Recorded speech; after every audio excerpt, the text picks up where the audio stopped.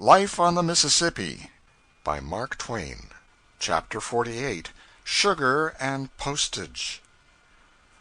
One day on the street I encountered the man whom, of all men, I most wished to see, Horace Bixby, formerly pilot under me, or rather over me, now captain of the great steamer City of Baton Rouge, the latest and swiftest addition to the anchor line. The same slender figure, the same tight curls, the same springy step, the same alertness, the same decision of eye and answering decision of hand, the same erect military bearing. Not an inch gained or lost in girth, not an ounce gained or lost in weight, not a hair turned. It is a curious thing to leave a man 35 years old and come back at the end of 21 years and find him still only 35. I have not had an experience of this kind before, I believe. There were some crow's feet, but they counted for next to nothing, since they were inconspicuous. His boat was just in. I had been waiting several days for her, proposing to return to St. Louis in her. The captain and I joined a party of ladies and gentlemen, guests of Major Wood, and went down the river 54 miles in a swift tug to ex-Governor Warmouth's sugar plantation. Strung along below the city were a number of decayed, ramshackly, superannuated old steamboats, not one of which had I ever seen before. They had all been built and worn out and thrown aside since I was here last. This gives one a realizing sense of the frailness of a Mississippi boat and the briefness of its life. 6 miles below town, a fat and battered brick chimney, sticking above the magnolias and live oaks, was pointed out as the monument erected by an appreciative nation to celebrate the Battle of New Orleans, Jackson's victory over the British, January 8, 1815. The war had ended, the two nations were at peace, but the news had not yet reached New Orleans. If we had had the cable telegraph in those days, this blood would not have been spilt, those lives would not have been wasted, and better still, Jackson would probably never have been president. We have gotten over the harms done us by the War of 1812, but not over some of those done us by Jackson's presidency. The Warmouth plantation covers a vast deal of ground, and the hospitality of the Warmouth mansion is graduated to the same large scale. We saw steam plows at work here for the first time. The traction engine travels about on its own wheels till it reaches the required post. Then it stands still, and by means of a wire rope pulls the huge plow towards itself 200 or 300 yards across the field, between the rows of cane. The thing cuts down into the black mold 1.5 feet deep. The plow looks like a fore and aft brace of a Hudson River steamer inverted. When the negro steersman sits on one end of it, that end tilts down near the ground, while the other sticks up high in air. This great see-saw goes rolling and pitching like a ship at sea, and it is not every circus rider that could stay on it. The plantation contains 2,600 acres, 650 are in cane, and there is a fruitful orange grove of 5,000 trees. The cane is cultivated after a modern and intricate scientific fashion, too elaborate and complex for me to attempt to describe, but it lost $40,000 last year. I forget the other details. However, this year's crop will reach 10 or 1,200 tons of sugar. Consequently, last year's loss will not matter. These troublesome and expensive scientific methods achieve a yield of 1.5 tons, and from that to 2 tons to the acre, which is 3 or 4 times what the yield of an acre was in my time. The drainage ditches were everywhere alive with little crabs, fiddlers. One saw them scampering sideways in every direction whenever they heard a disturbing noise. Expensive pests, these crabs, for they bore into the levees and ruined them. The great sugar house was a wilderness of tubs and tanks and vats, and filters, pumps, pipes, and machinery. The process of making sugar is exceedingly interesting. First, you heave your cane into the centrifugals and grind out the juice, then run it through the evaporating pan to extract the fiber, then through the bone filter to remove the alcohol, then through the clarifying tanks to discharge the molasses, then through the granulating pipe to condense it, then through the vacuum pan to extract the vacuum. It is now ready for market. I have jotted these particulars down from memory. The thing looks simple and easy. Do not deceive yourself. To make sugar is really one of the most difficult things in the world, and to make it right is next to impossible. If you will examine your own supply every now and then for a term of years, and tabulate the result, you will find that not 2 men in 20 can make sugar without getting sand into it. We could have gone down to the mouth of the river and visited Captain Eads' great work, the jetties, where the river has been compressed between walls, and thus deepened to 26 feet. But it was voted useless to go, since at this stage of the water everything would be covered up and invisible. We could have visited that ancient and singular burg, Pilot Town, which stands on stilts in the water, so they say, where nearly all communication is by skiff and canoe, even to the attending of weddings and funerals, and where the littlest boys and girls are as handy with the oar as unamphibious children are with the velocipede. We could have done a number of other things, but on account of limited time, we went back home.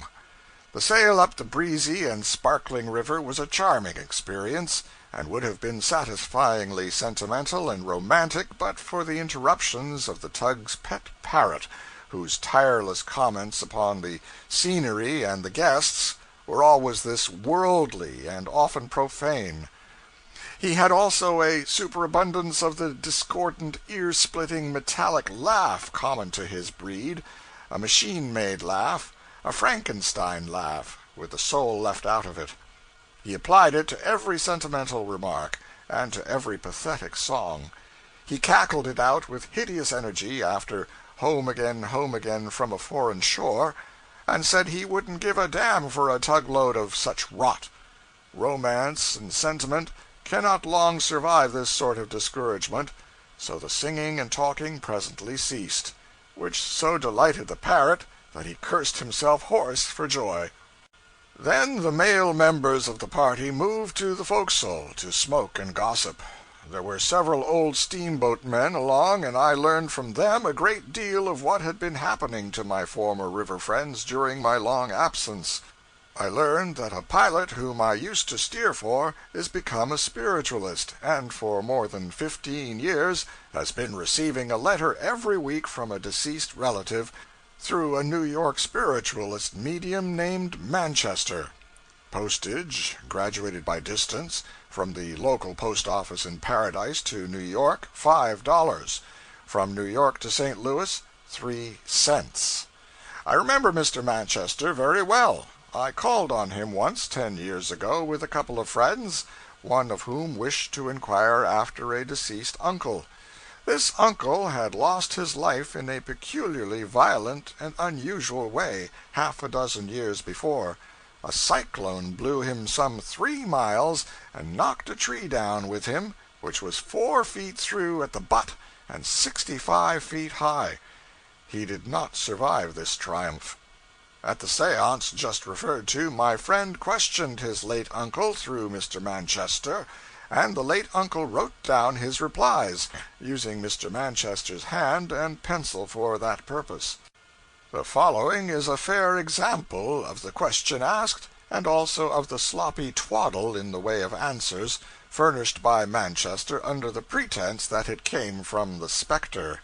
If this man is not the paltriest fraud that lives, I owe him an apology. Question: Where are you? Answer: In the spirit world. Q. Are you happy? A. Very happy, perfectly happy. Q. How do you amuse yourself? A. Conversation with friends and other spirits. Q. What else?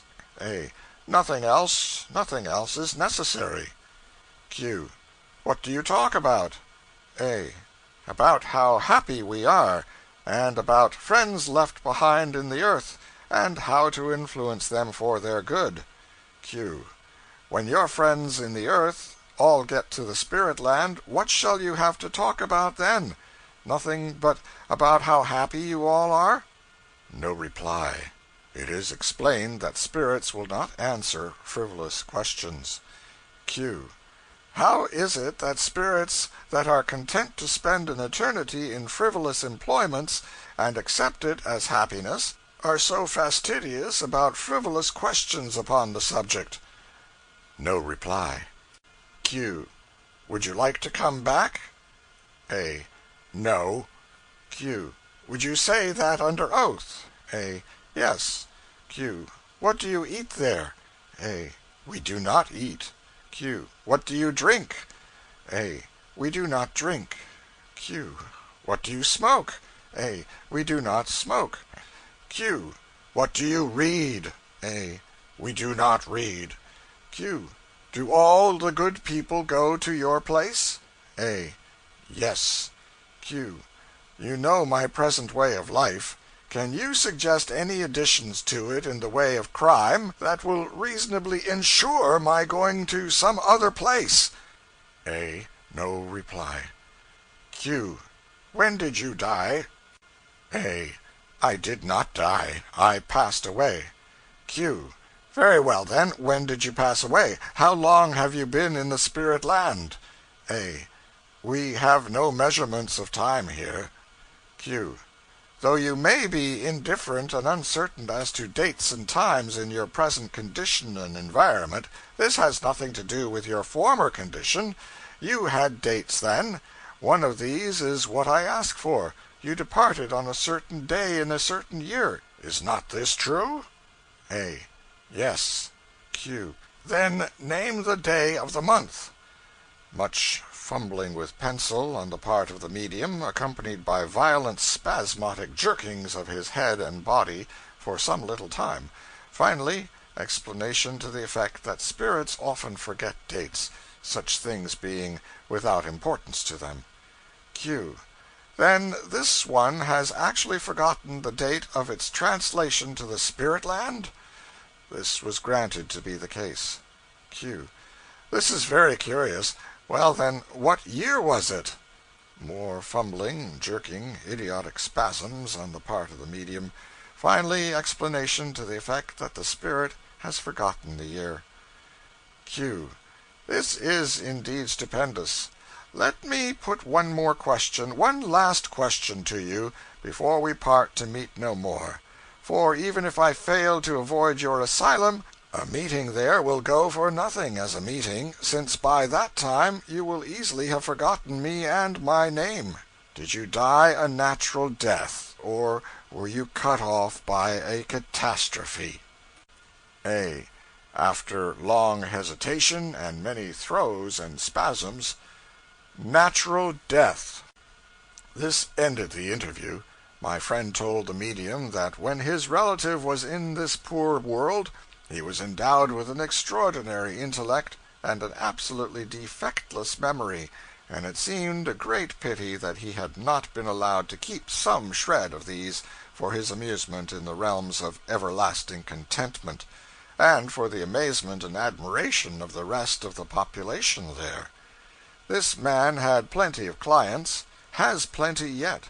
He receives letters from spirits located in every part of the spirit world, and delivers them all over this country through the United States mail.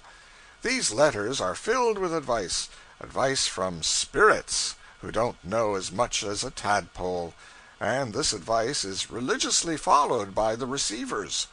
One of these clients was a man whom the spirits, if one may thus plurally describe the ingenious Manchester, were teaching how to contrive an improved railway car wheel.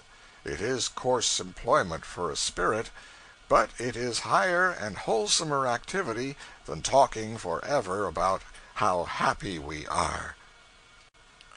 End of chapter 48.